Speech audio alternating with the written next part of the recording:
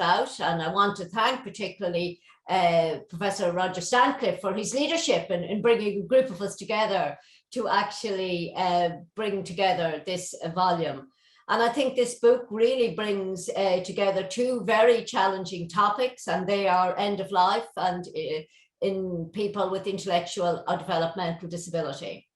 And it really guides the reader how to respond very sensitively and respectfully to people with an intellectual disability, and to work with people with an intellectual disability, and to work with their carers and family members. And to really discuss issues around mortality, death and dying. And we're very privileged indeed, and I will introduce our keynote speaker, Dr. Karen Ryan, who will give us a glimpse of some of the chapters within the book by speaking to her own particular chapter. With the book, the volume in its totality has 16 chapters. There is 37 authors from 10 countries in Europe, Australia, North America, and really addresses contemporary international research and translation into practice. So as you move through the book, you will see a series of case studies. So the topics really that's included include suicide, do not resuscitate orders, children, people with profound and multiple disabilities, death rituals, accessible funerals, and COVID-19 pandemic. And it really is incredible to think that we wrote this particular, and we were editing this particular volume during the COVID-19 pandemic. And it was really quite a difficult and challenging time. And all of us will be aware what it was like to lose a loved one during this very challenging period in our history. It identifies the barriers and care challenges and real-world personal stories to ground issues in lived experience. So each chapter and each major topic area that's there, they will have a case history to help people to relate to this in a very practical way. And there's a list of resources, many designed specifically for people with an intellectual and developmental disability. And I really want to thank Dr. Michelle Wise, who really did amazing work in bringing all of these resources together in a final chapter. So if you're looking for a topic, for instance, on assessment or pain or death and dying, they're all together in one chapter, listed alphabetically. And then each of the resource within that particular section is also listed alphabetically. So I really do want to thank our colleague, Dr. Michelle Wise, for her outstanding work with respect to that. So this is a volume, I think, that would be really useful and appropriate for researchers, for practitioners and families across the disability and healthcare sectors. And I suppose this is a testament to what has been said about the book, and we have had lots of really wonderful comments. But this is one example. It's an expansive and long overdue book which explores end of life in all its complexity. It confronts both the taboo that surrounds death and dying and extends our understanding of how the broader contemporary issues in this space impact on the lives of people with intellectual and developmental disabilities. Importantly, people with profound intellectual and multiple disabilities and children receive specific attention. And I want to thank my colleague, Carmel Doyle, Professor Carmel Doyle from the School of Nursing and Midwifery at Trinity College Dublin, for a really helpful chapter around children. And as a collection of current research and practice, this book challenges to include and promote individual assessments made by people. And I want to thank Bridget for that lovely testimony in relation to the book. And now moving directly on to the business of today, Dr. Karen Ryan is going to present to us her keynote on the process of dying.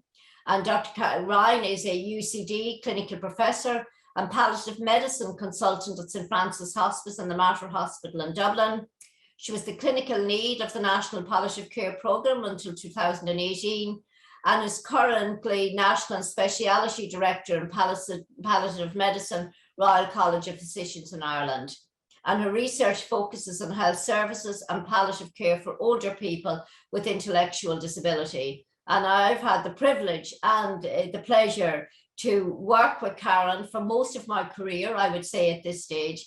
And she's been an invaluable to us in terms of looking at the end-of-life data that's emerging from the intellectual disability supplement to the Irish Longitudinal Study on Aging, IDS-TILDA. So I'm just going to stop sharing now, and I'm going to hand over to Dr. Karen Ryan. Thank you, Mary, for those very kind words, not entirely deserved on my part, but thank you for the invitation to speak today on this topic. And as you say, wonderful to see so many people showing such interest in the area. So over the course of the next 30 minutes or so, I'm going to speak to the topic of the process of drawing from both my experience as a clinician and as a researcher in the area. And Mary, you mentioned that each chapter of the book begins with a case study, and I'd like us to ground ourselves as well in the case study here today before we consider some of the further discussion of the topic. And I think this will really help to ground us in the heart of the matter that we're considering today. So Peter is a 36-year-old man with a severe intellectual disability secondary to cerebral palsy who lives in a community group home. He's non-verbal and is fully dependent. He has experienced repeated aspiration pneumonias in the last 2 years and has become progressively more debilitated. Peter has been sent into hospital each time that he has developed an infection, but he's become increasingly more distressed when in hospital.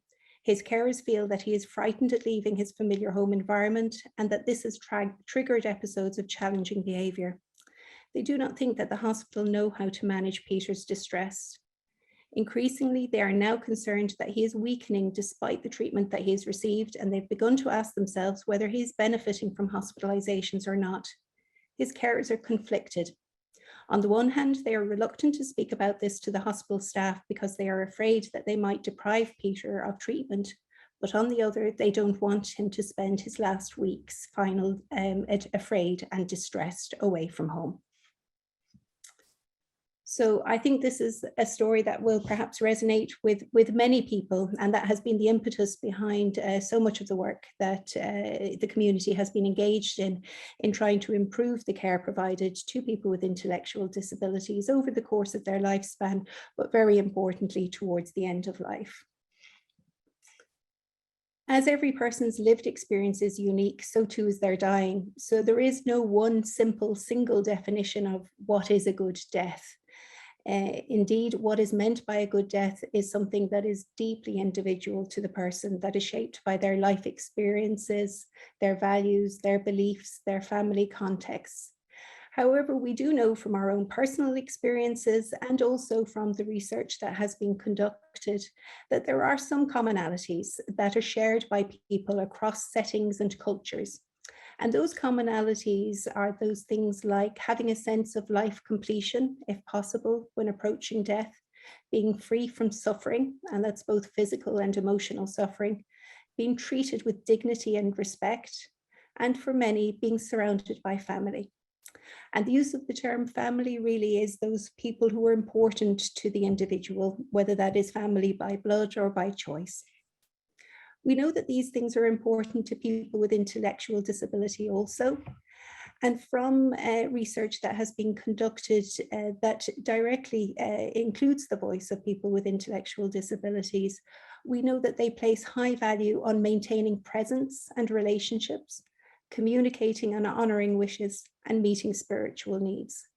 And I think these things are so important in the context of the lives that people with intellectual disability have lived, where relationships and being heard and seen is such an important piece, where so often people have been marginalized, where people may not have had the opportunity to communicate or have their wishes responded to in the way that we perhaps would have liked. So these things important throughout the lifespan, but absolutely central to the quality of care that needs to be provided towards the end of life. So It sounds a very simple thing to say, but the first step of providing good care at the end of life is actually recognizing when a person is beginning to die.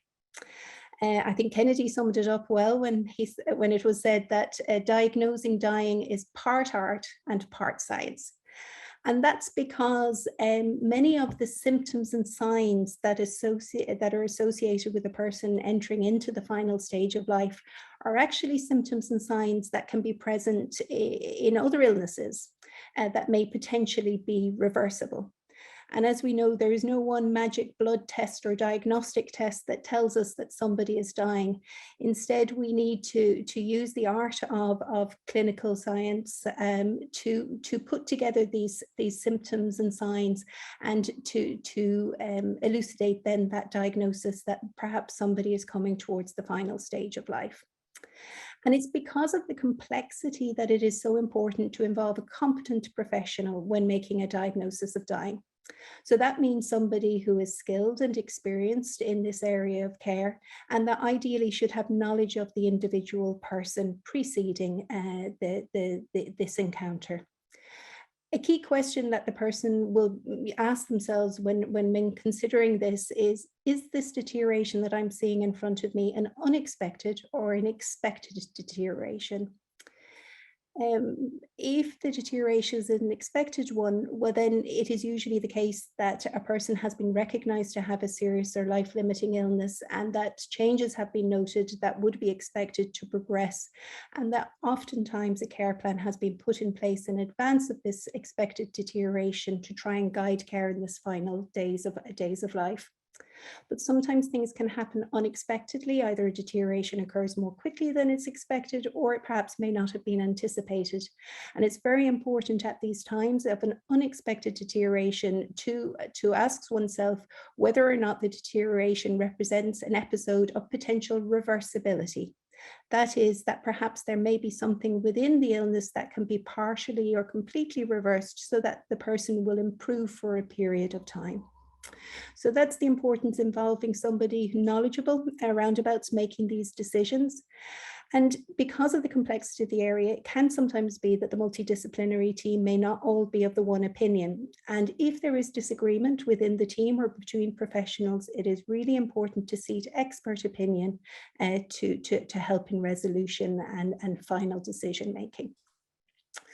I've emphasized the fact that, we're thinking here about a period of recognizable deterioration culminating in a decision about making a diagnosis of dying, but it is important to recognize that not all deaths may be anticipated.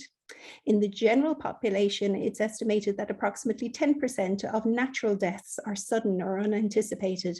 And this figure is higher in the population of people with intellectual disabilities.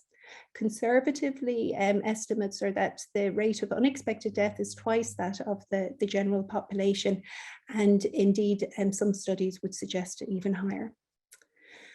So when looking at those symptoms and signs that may indicate that a person is deteriorating and beginning to die, what are the things or the picture that we might see? Well, generally what we are seeing is a change over time. For some people, that change may be gradual, happening month to month. For others, it may be more rapid over weeks or even days. And the signs that we see are often a constellation of a person becoming progressively more fatigued, less able in their functional abilities, spending more time in bed, sleeping, having less interest in day-to-day activities, having less interest in food, potentially losing weight. Becoming more fatigued with minimal activity, so perhaps breathless on minimal exertion. Those signs are often present in some of the months or even weeks before life, but as death becomes closer, those symptoms become much more pronounced, and for most, they spend most of their day in bed. Oral intake becomes markedly reduced to perhaps mouthfuls or sips.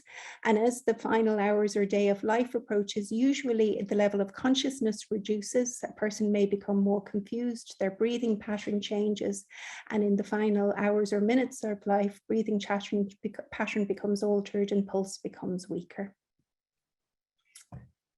So once this recognition of this phase has been made, what is the response that should be put in place to the fact that a person is beginning to die? Well, providing a decision has been made that the person is dying and that it is appropriate to focus on comfort as the goals of care.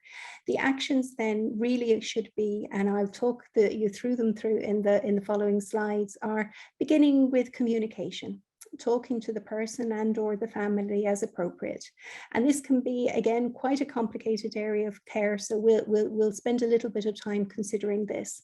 But the first step is communication, engagement with the individual and or the family as appropriate. And then it is looking at whether a care plan is in place, and if so, a care plan is in place, reviewing it, making sure that it's suitable for the moment, or if a care plan hasn't been put in place, then agreeing on this individualized plan of care.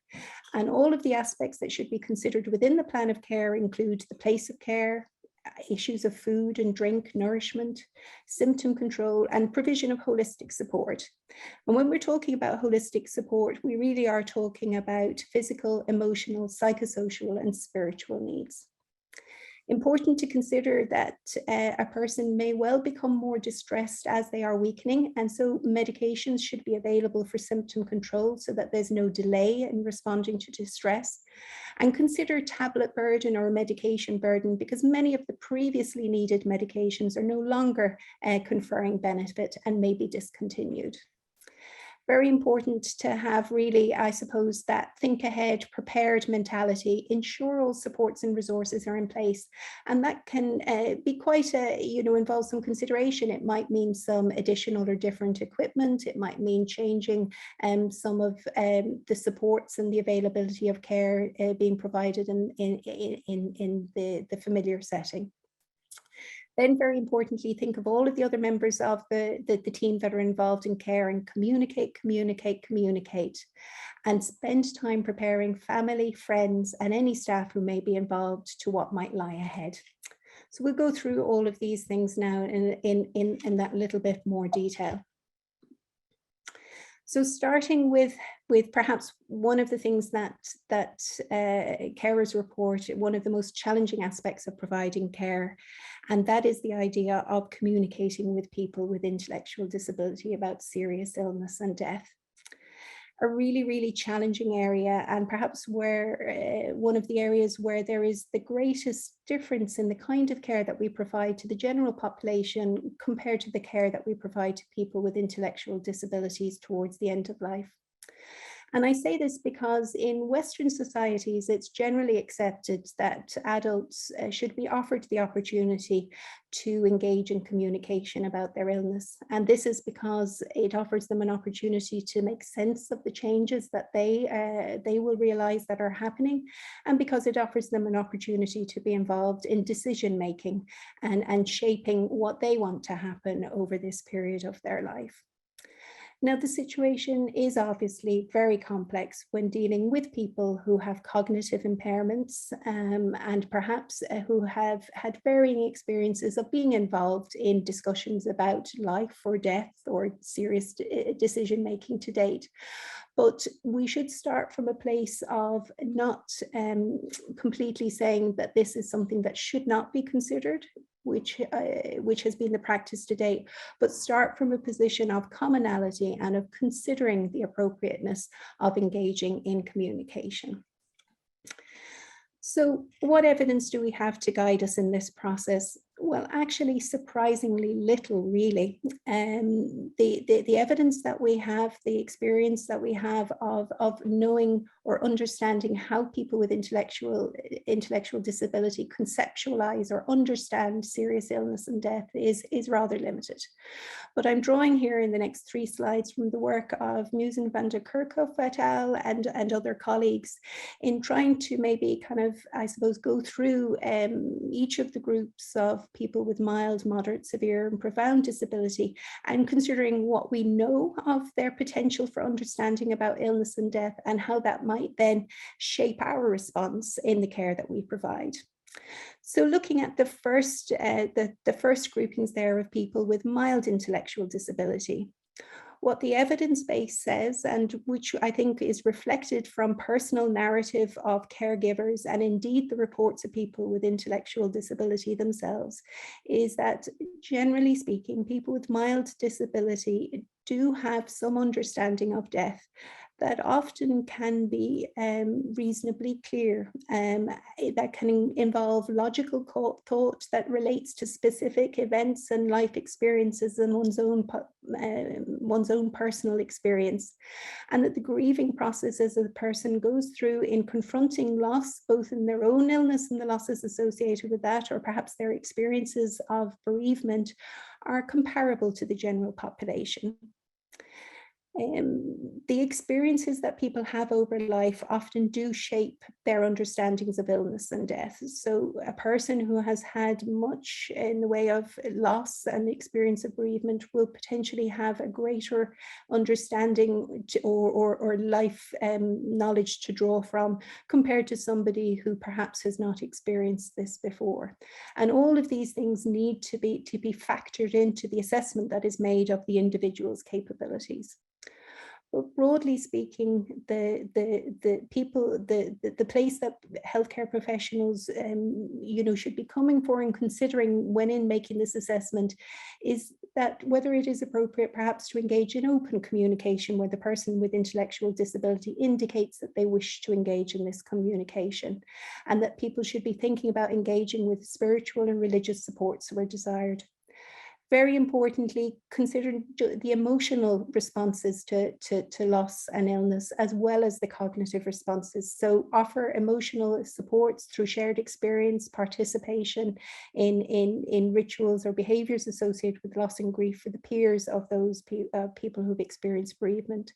And a good way into some of these discussions is engaging in reminiscence, life story work, and exploring the feelings that lie behind reactions, and then moving from there into more concrete discussions of illness. When we look at people with moderate disability, we do appreciate that their realization of death is more limited, and indeed is very much shaped by past experience. So the logical understanding of illness and death may be variable, and people who have had previous experience of death may have a greater understanding of the finalization or irreversibility of death based on that experience. The important thing to think about with people with moderate disability, because of this limited realization of death, there can often be a lot of misperceptions, fears, and anxieties where people associate frightening or difficult things with illness. And therefore, a lot of the work that should be conducted with people with moderate disability is really around about helping understand if those misperceptions, fears, or isolation is there, to try and give people the opportunity to express their emotions, correct misperceptions, and provide reassurance. And a real heavy emphasis there on the idea of the emotional intelligence and sharing and supporting people through that relational presence. Moving to people with severe disability, our understanding is that people have limited cognitive understanding of death, and death is often seen as temporary when thinking in conceptual focus. But on a relational aspect, people do experience the loss of attachment and bonds when having experienced loss in the past, and may be aware of the changes in their body at an emotional or physical level. People with severe disability will often, have been influenced by their past experiences and the emotions that they are picking up in the environment around them. So the focus of care should be very much around about trying to provide that safety, that security around the experience of loss of illness, keeping daily life as organized and familiar as possible. Again, trying to adjust any fearful or, frightening experiences that might be associated with illness, and making sure that, we aren't inadvertently upsetting or creating stressful or tense environments by instead opening the communication, the emotional in a gentle and supportive way. Again, a lot of non-verbal approaches to providing support may be particularly helpful in providing support through maybe play, music, or art. And our understanding of people with profound disability is that there isn't a cognitive realization of death, and that loss is rather experienced through disruption of bonding, security, and confidence. So again, any of the changes that may resonate from past experiences of loss should be considered, and really that idea of, again, trying to keep things as safe and organized, familiar with, you know, physical, emotional closeness over the period to support individuals. And considering the non-verbal or non-cognitive approaches to providing support, whether that be through spiritual, religious, emotional, musical, or art, any different ways to I suppose, reach and support the person. So moving from the person to considering the family, a core characteristic of palliative care is that realization that in serious illness doesn't just affect the individual, it affects those important to them also. And of course, there are so many different formulations and constellations of family. And in Ireland, I suppose we are still very strongly influenced by the historical tradition of providing care, whereby people with intellectual disability often received care from an early stage in life in congregated institutional settings and were separated from their family members. So we have the legacy of some of those separations, and perhaps relationships being re-established in the final stages of illness, together with the thankfully more established ways now of providing care in either community group homes or indeed in the home, in the individual's own home setting. So along that way, the importance of recognizing and supporting family, both for their own sake, as they will be experiencing emotional distress in response to the illness of their family member, but also as partners in care provision, as experts by experience. They know very often the person through and through, and are invaluable as an advocate and a supporter in care provision. Moving to thinking about symptom assessment and management, it is no doubt that symptom assessment and management are more complex in the setting of communication impairment or cognitive impairment.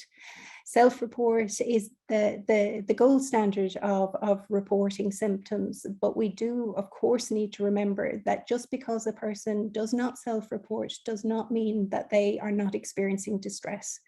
Many people with intellectual disability may not be able to self-report, and we need to rely on non-verbal signs of distress, team working, and the expert knowledge of those who know the individual best in really keeping a very careful eye out for any signs of distress, working systematically through the possible reasons for that distress, and responding then appropriately.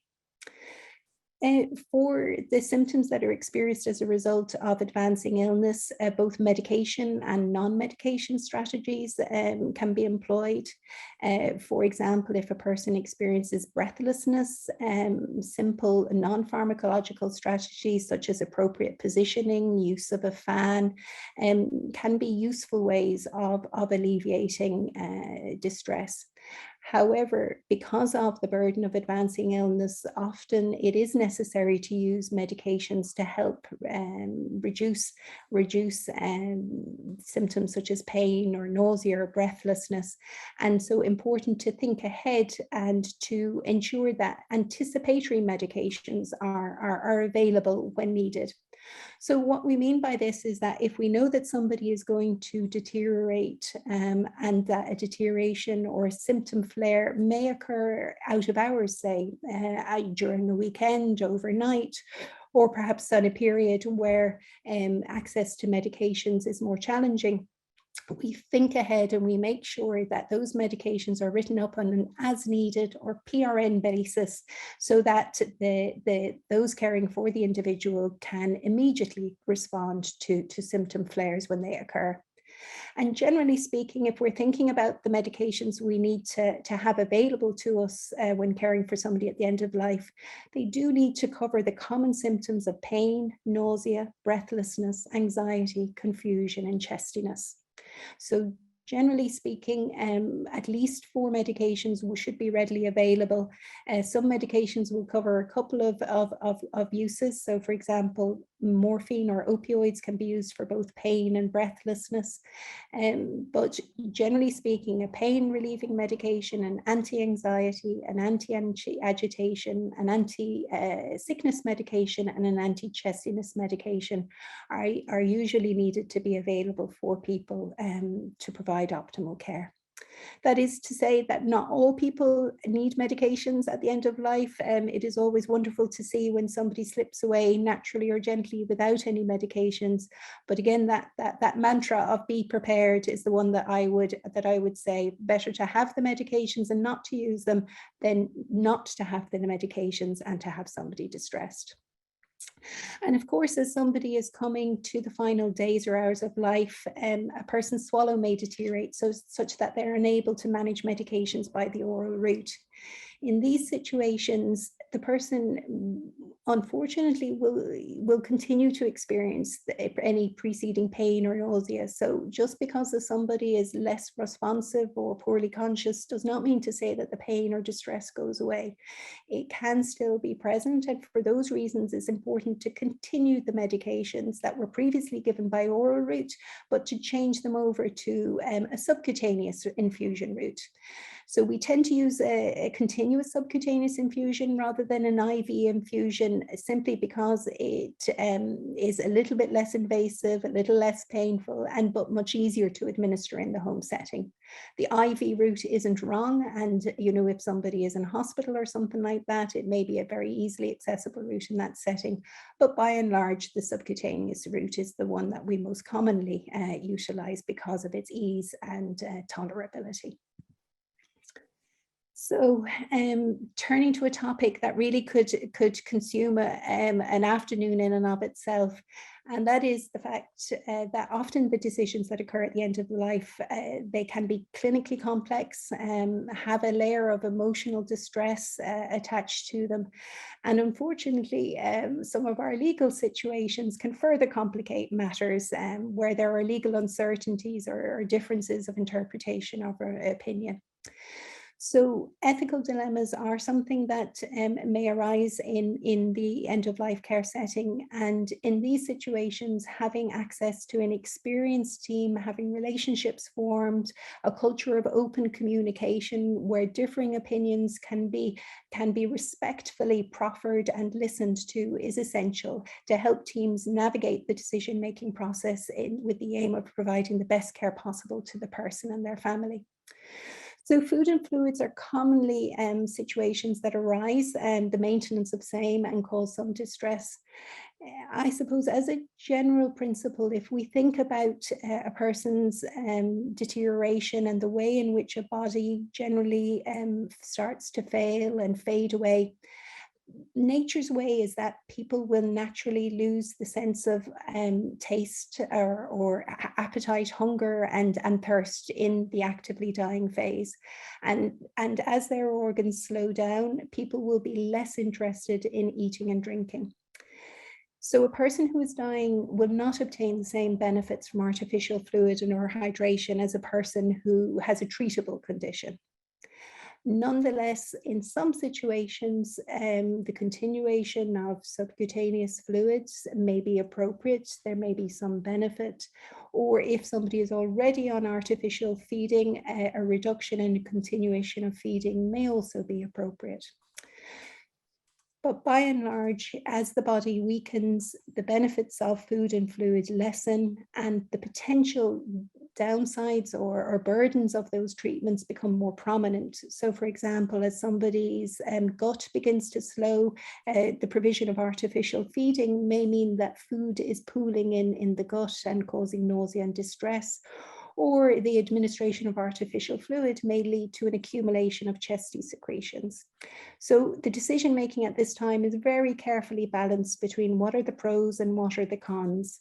And this is why communication and clarity of decision making are key, and ongoing monitoring and revision of decision making as needed.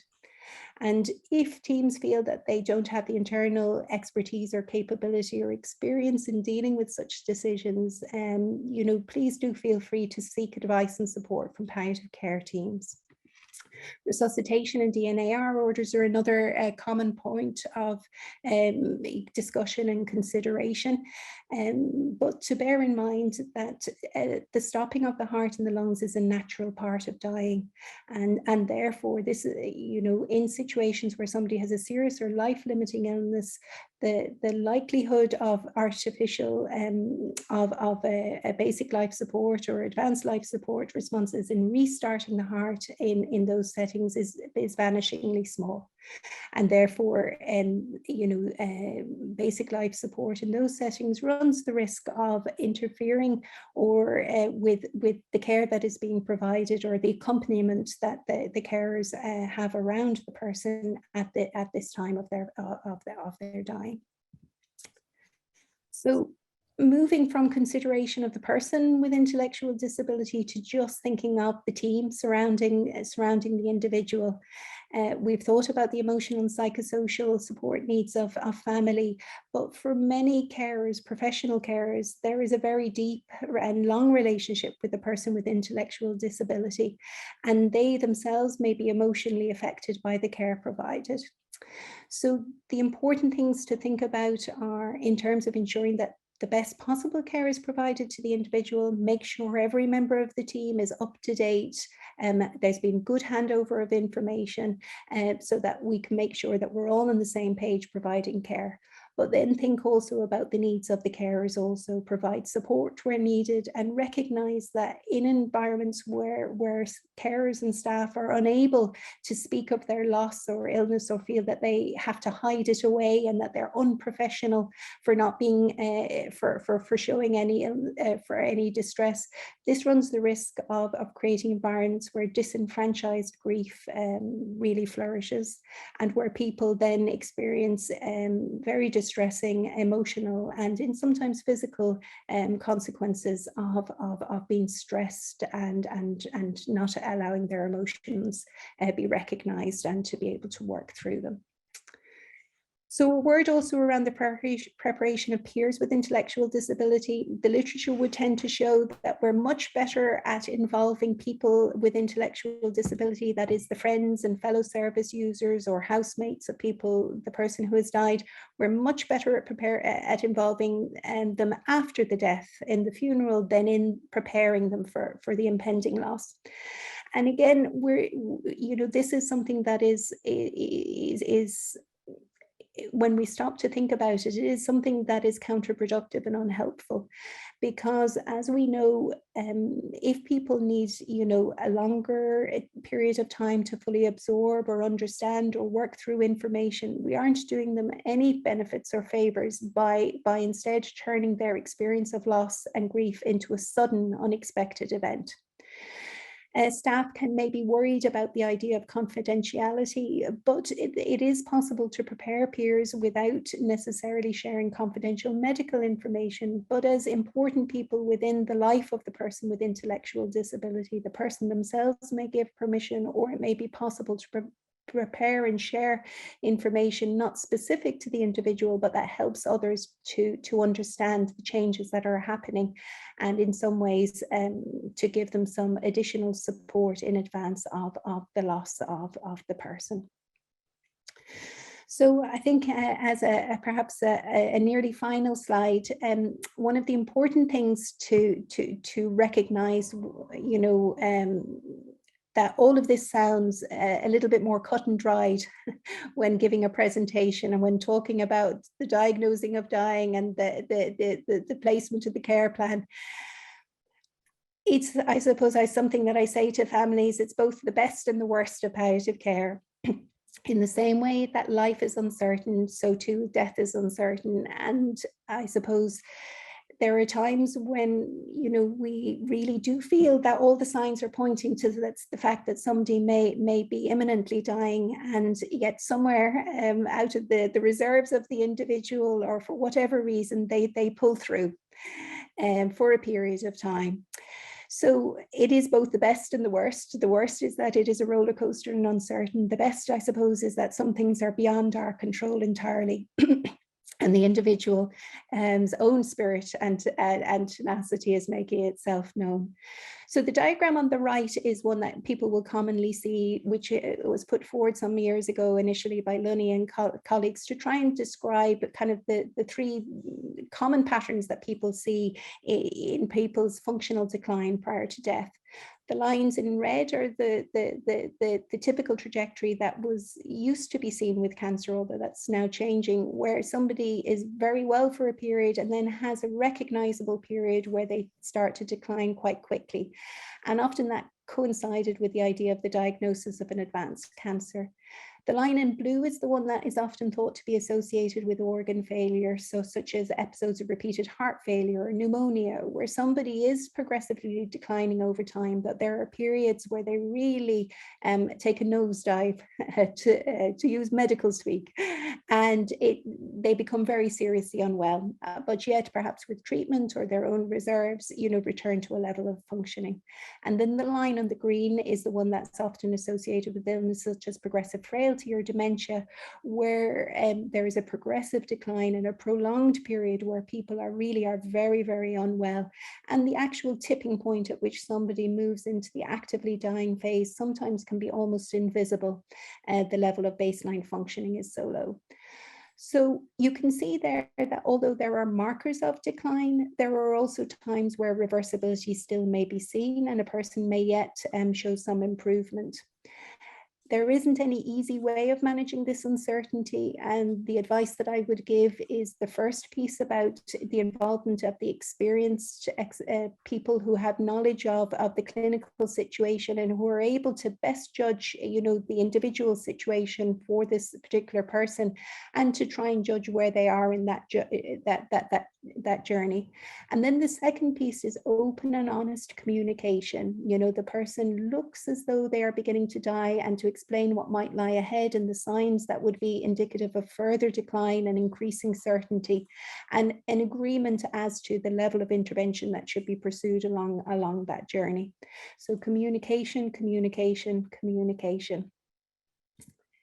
So to conclude, I suppose people with intellectual disability who are coming to the end of their lives, as we are all gathered here to discuss, reflect upon, it's an absolute certainty. They need high quality care and treatment, both to support them to live as well as possible until they die, and then when those final days of life come, to die with dignity. And staff, it's our responsibility. We should be prepared and supported to provide care, and we need to build healthcare systems that make sure that staff are enabled and activated to provide care. Many people who are dying will experience some degree of physical, psychological, emotional, or spiritual distress, and again, that is that piece about preparing and putting plans in place to address that distress. And it really needs to be a prompt, proactive system where we really, there is no delay between assessment and response to distress. And in situations where problems are complex, ask for help, bring in the collaborative care model. And although the person with intellectual disability is the primary focus of care, it is important to remember that family members, peers with intellectual disability and formal carers are all also experiencing grief and loss, and their needs should be considered and addressed. Thank you. Thank you very much, Karen. I'll get you to unshare. Yes, that was absolutely an amazing presentation. And there's just so much really rich information there, helping to, I suppose, walk us through the complexity often of death and dying. And for many people, supporting people with an intellectual disability is not an everyday occurrence. And many people may have only maybe perhaps supported a couple of people during their whole time, and the relationships often that people have, and then the connection and the support and the need for us to work so closely with family and important others in the person's life. I think really that was an excellent presentation. I want to get on to the panel discussion, and I'm going to give you a little break, Karen, for the moment, but I have some questions, and please do put questions and answers if you have questions from the audience into the Q&A box. and we will endeavour to get to them. Nonetheless, I have some. I just want to introduce our panel members first. I've already introduced Dr. Karen Ryan. I'm going to now, in the manner they appear on my screen, I'm going to introduce Michelle Wise. Michelle is an adjunct fellow in the School of Psychology in Western Sydney, University of Australia, and she's an honorary research fellow at the University of Sydney and a fellow of the Australian Society of Intellectual Disability. And she's a consulting editor to 3 international journals. And I want to say she was just a tour de force when we were editing this book, and easily known she's an editor of so many journals. So thank you, Michelle, for your outstanding support and amazing work. I also want to introduce my colleague, Professor Philip McCarron. Philip is a director and professor of social work at Temple University. And Philip's research interests are in dementia, caregiving support, and end of life. Philip and I have worked together, perhaps again, for most of our careers. He's co-applicant and IDS-TILDA and senior academic advisor to me at the Trinity Centre for Ageing and Intellectual Disability at Trinity College Dublin. So thank you, Philip. And finally, I want to introduce Roger Stancliffe. And Roger is a professor emeritus at the University of Sydney in Australia, and his research aims to make a difference, really, very much in the lives of people with intellectual disability. He has co-edited a special issue on end-of-life care and is past editor again of the Journal of Intellectual and Developmental Disability. And I really want to thank Roger particularly for his leadership in getting us together as a group and herding us on to get this volume completed. So thank you both. Okay, so I'm going to start, and again I say please do put questions into the chat box and we will get to them. So Michelle, I'm going to start with you initially. So you have been very familiar with the book, and you know, if you were to tell us a little bit from your opinion on what are the sum of the different and innovative ideas that readers can expect to find in this particular volume. Thank you, Mary. I'm just presuming that everyone can hear me okay? Yes, we can. Yes, good. I'm speaking to you all the way from Australia, so I speak very loudly. And thank you to Trinity for conducting this launch about the book today. It's wonderful to be at this stage. I guess in answer to your question, in the early days, we talked about the importance of being brave, and we wanted to address issues in the book that perhaps had never been addressed before, that were perhaps provocative, had been somewhat addressed, but not fully, or hadn't even been thought of. So I guess to that end, topics like the role of a relationship-centred death doula, there's a chapter on that, which was, I guess for me, quite a new topic. Then we had other authors who have addressed topics like how do you conduct advanced care planning with a person with intellectual disability? How do you support people to make decisions? And Karen talked about a lot about that, about when you're supporting a person who's not only dying, but also has problems with their communication, and when is the right time to engage people in decision making. The chapters on the care of children who are dying are difficult topics, and then also supporting people who have profound and multiple disabilities. So I guess in my work, often I get asked a lot about that. It's if we know that people with perhaps milder intellectual disability can engage with dying and death, what about those who have more difficulties at that end? And then there was careful address of the rarely spoken topics like suicide, do not resuscitate orders, and of course the actual process of dying, which Karen's spoken about today. Yeah. The impact of COVID-19 is threaded right throughout the book, and I think that was a particularly important thing to do given this historic time.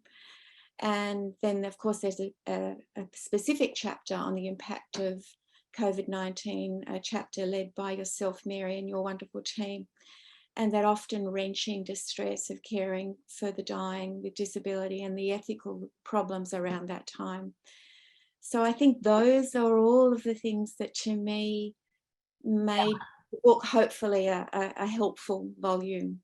Yeah, indeed, Michelle. And I know when we were discussing the book and we were planning on what the book should look like, and we wanted it to be useful to people and useful to a wide variety of people. Do you think we've achieved this, Michelle? That's really, and why do you think we've achieved it? Yeah, I think, I guess if I'm honest, we remain sad that we didn't directly have the voice of people with intellectual disability. There were many, despite our best efforts by everybody concerned. I think the impact of COVID-19 meant that it was ultimately not possible for that to occur. So we feel sad about that. Having said that, we think that the book, although it's strongly grounded in evidence, and that is clear right throughout. For me, the rock stars of this field are present right throughout the book. To me, it's accessible. We made every attempt to make it readable for all kinds of audiences, so that, Mary, you mentioned at the beginning, we make every effort to have case studies throughout. There are reflection questions so that people who are reading it can think, well, how does it apply to my setting? And we made a big attempt to ask all of the authors to include resources, and I find them particularly helpful as the book is starting to gain traction. That seems to be very important for readers. Lovely. So, thank you so much, Michelle.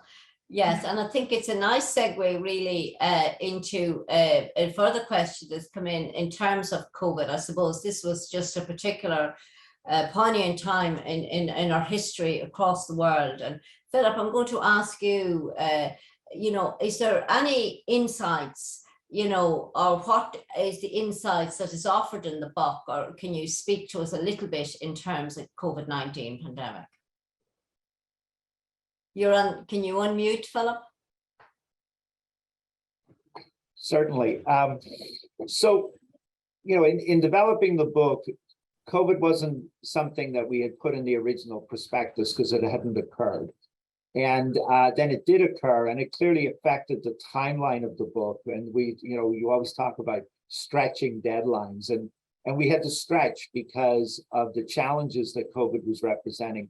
But I think we ended up in a space in which we were then, because we did delay the date of submission, we were in a position then to capture much more about what was happening in terms of COVID. And we realized for a number of the chapters, it really had a huge significance. Like, I can speak specifically to the chapter on do not resuscitate orders, because we were facing at that time a lot of reports coming out of countries like the UK and the US about concerns that do not resuscitate orders perhaps were being used inappropriately to deny people with disabilities the same level of care as others. And so it enabled us to address some of those issues. I think too that COVID also presented a real challenge for all of us in terms of thinking, when we think about the role of interdisciplinary teams, the role of having people who know you surround you in your last days. And then we had the restrictions that were occurring within, particularly in hospital settings or in nursing home settings or other residential settings, that, how do we realize that when that other people are not able to be there? And then the other thing that I think about is that it put an edge to our recommendations around advanced care planning, living wills, things like that, because in the absence of those documents and in the absence of people who really know the person being gathered at the bedside, it was very hard to reflect the wishes of the person if the person was no longer able to speak for themselves.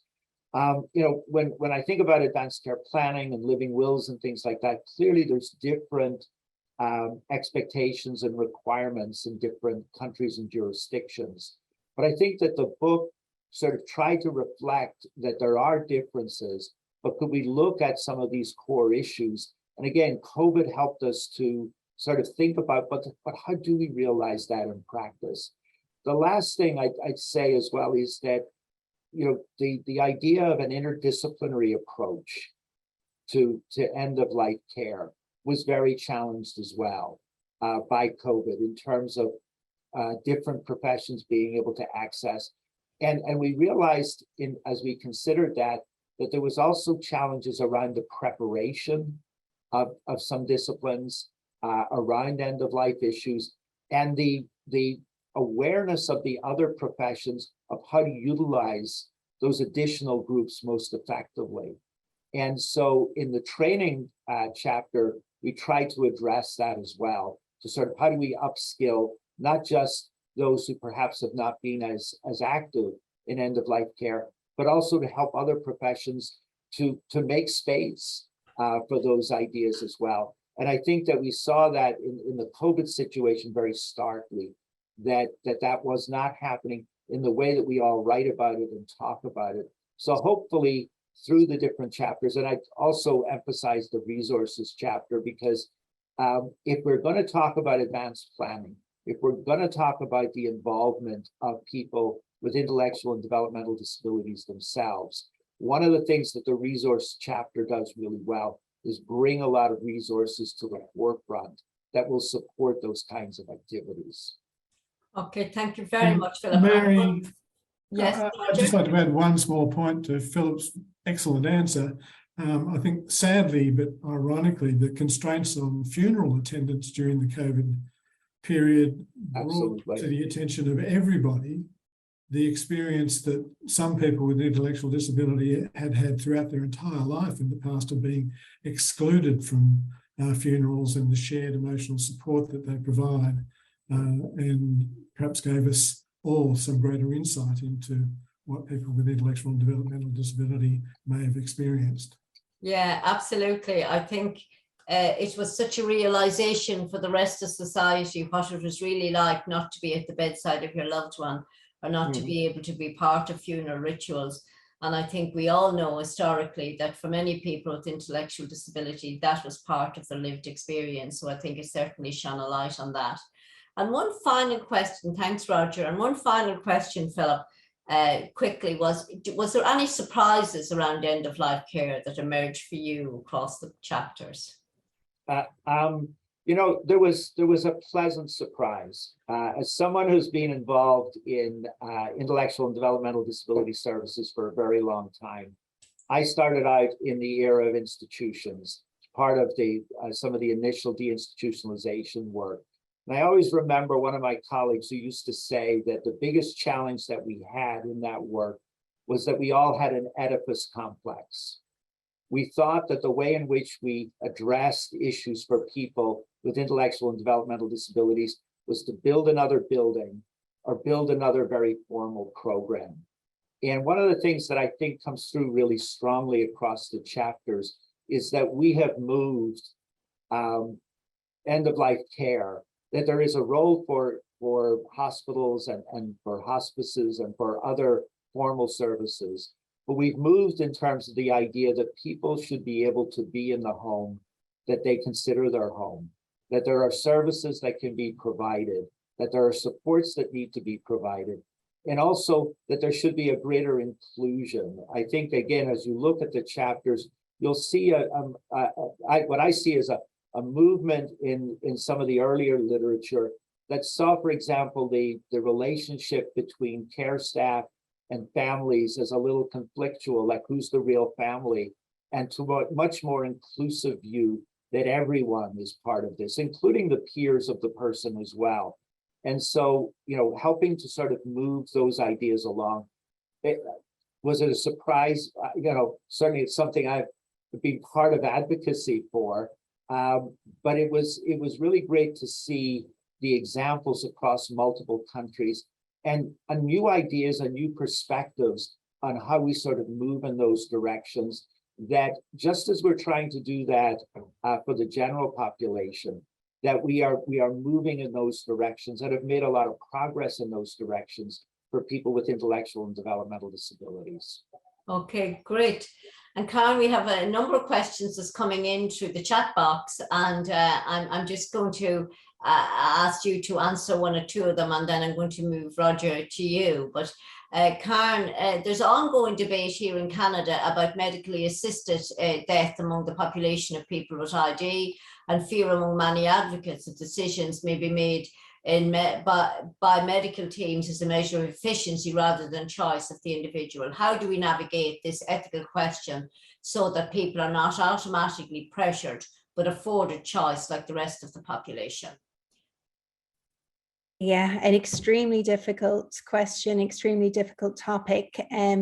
You know, I recognize that there's diversity in opinions around this, I suppose reflective of individual values and beliefs. But I suppose as a palliative care practitioner, my personal sense is that so many of the reasons why people might seek a medical assistance in dying can actually be addressed through effective, timely palliative care provision and support. And that's not just specialist palliative care, it is, you know, family, community, primary care providers, hospitalist providers woven throughout society. So I suppose Dame Cicely Saunders said it best when she said, you know, the central philosophy and tenet was you matter because you are you, and you matter each day until you die. And I do appreciate that there is diversity of perspective on that, but my sense would be that if we start by fixing the healthcare system first and focusing our energies on that, then perhaps we can look at the other topics at a later stage. Lovely. Thank you, Karen. Thank you for answering that difficult question indeed. A second question, Karen, that you might maybe answer is around getting the balance right in informing the person of end of life and their ability to understand. Is it unfair to stress somebody with this burden when they lack the ability to comprehend information? Yes, so I think, you know, the person who posed that is bringing up a very important point, and perhaps some of the clue to the answer, some of the clue to the answer is in the question. So it does begin with that assessment of the person's capability to understand, if you like, information in a cognitive sense, and then their emotional and psychosocial and spiritual needs. And so, you know, if somebody, you know, really is assessed as not having, say, a cognitive capacity to understand, you know, illness or death, or a potential to misunderstand aspects of that, well, then that needs to be, you know, inform the whole process, the starting point of the discussion. And in no way are we saying you tell people things just for the sake of telling them as a tick box exercise. So I suppose that the first piece is starting with that assessment. The second piece then is, you know, considering are somebody's need, you know, then think about the other aspects of person's needs. So we've talked about information, but where are they emotionally? Are they frightened? Are they isolated? Do they have changes going on in their body that they don't understand? Are they more agitated? Are they more distressed?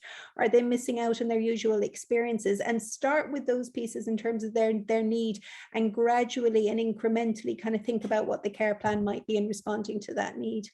And then, you know, start with the discussion, go to the person with the disability and understand, you know, you've assessed their needs, but then, you know, really come to their lived experience and inform yourself by what they're able to engage with from your interaction with them. And what we would do with the people with the general population is, again, it's never an all or none, you know, situation. It's always an incremental kind of gradual testing of the waters, you know, opening, creating the opportunities, putting the little bits of information out there and following through. So okay. I'm sorry, it's probably a little bit of no. Yeah, so it is a difficult area because there are so many, you know, aspects that you're considering. But the first part is assess the individual's capability, get the multidisciplinary team involved, get all the perspectives, and listen to the voice and needs of the person, and that will help guide your response. Yeah, excellent. And one final quick question that has come in, but I think you did address it in your presentation, Karen. And this was, the deaths are often unexpected. And you talked about the fact that, you know, it's not a linear process, and different disease trajectories result in different, I suppose, processes of dying. But this question is, to what extent does it represent different trajectories to the last year of life, or the non-recognition of life-limiting illness or missed communication between healthcare professionals and paid carers on the other hand? Yeah, it's a really good question, and I suppose some of the work from the Voices survey in the UK, and then the work of IDS-TILDA will hopefully unpack some of that pieces. We probably think that it's a little bit of a mixed bag at the moment. That some of the fact is that yes, people are with intellectual disability perhaps are dying more suddenly than perhaps members of the general population, perhaps due to things like a seizure or an aspiration event with a rapid pneumonia, things like that. But equally, we do know that potentially there are signs that might be evident to other healthcare professionals that perhaps have more experience of dying, but that aren't providing care to the person with the disability. So there's probably a little bit of upskilling and knowledge and understanding what those signs and changes look like, and helping and enabling the team to recognize those.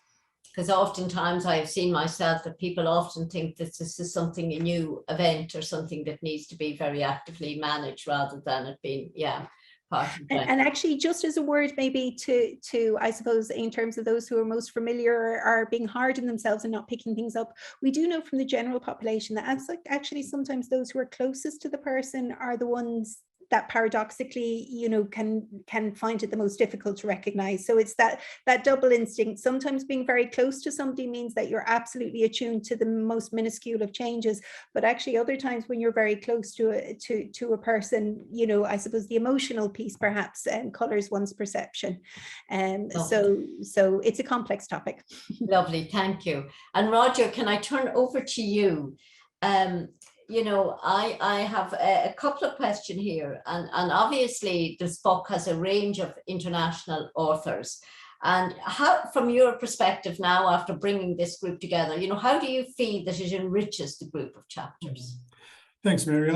I do think the wide range of authors from around the world is a real strength of the book, because it brings in different research traditions, different social and cultural responses to dying and death. I mean, at one level, death is universal and it's part of our common humanity, but the social and emotional and religious rituals around it do differ.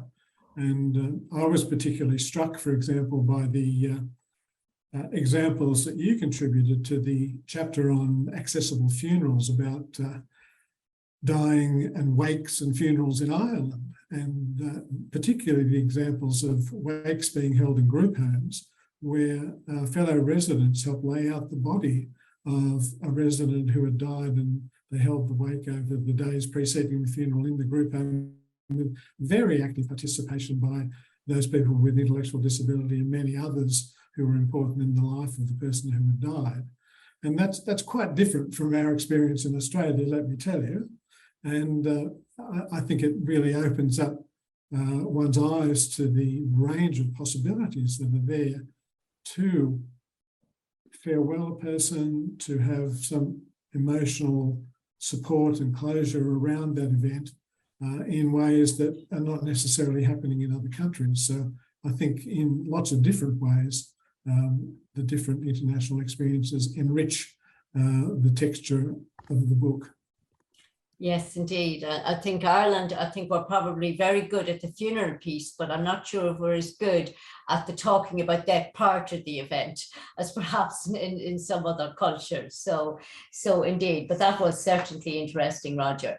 And just to say that the book ends with a chapter about the future of end-of-life care and the challenges for research, training and practice. You might talk to me about what you see as the pertinent 3 to 4 major issues for the future that we really need to be thinking about.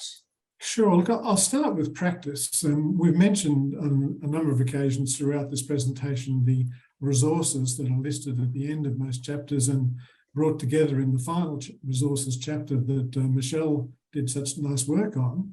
And I want to emphasise that most of these resources are specifically designed for people with intellectual and developmental disabilities.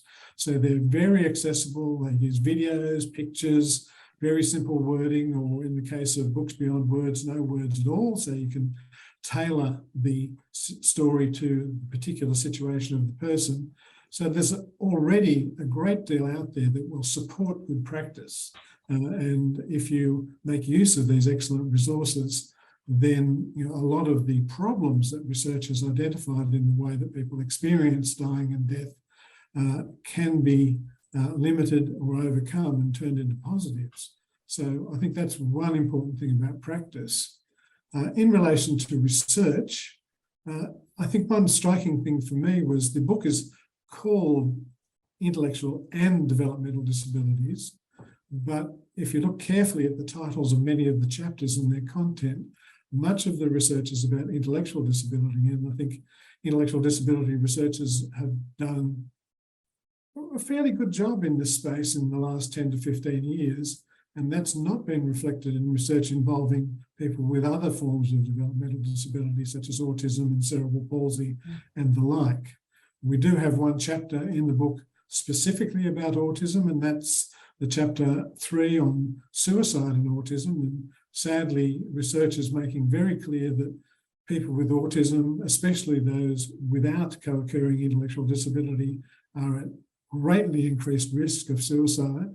And one of the challenges, of course, going forward in the light of that knowledge is how to reduce risk factors such as loneliness and depression to in turn reduce the risk for suicide. So I think that's a very important and urgent challenge.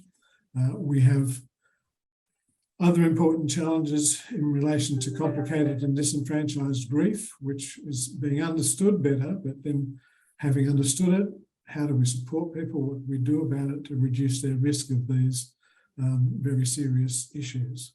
So those are some of the research and practice challenges that are identified amongst many in that final chapter of the book. Lovely. Thank you very much, Roger.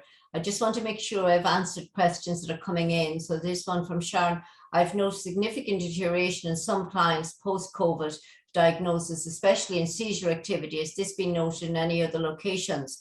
I'm not so much, Sharon, about seizure activity, but the one thing that I would say is that we have seen a lot of physical decline. We have seen a lot of physical frailty. We've seen a lot of social frailty, where people have been isolated and finding it difficult to I suppose get their lives back together again. And then the whole physical frailty by being just locked down for such a period of time. And at the National Intellectual Disability Memory Clinic, we're seeing a lot of people presenting with cognitive frailty. So we're really looking at hopefully some of those issues. And in the next wave of, I think, of IDS-TILDA, we're starting now in the 5th wave, we should be able to pick up some of those features like long COVID, etc.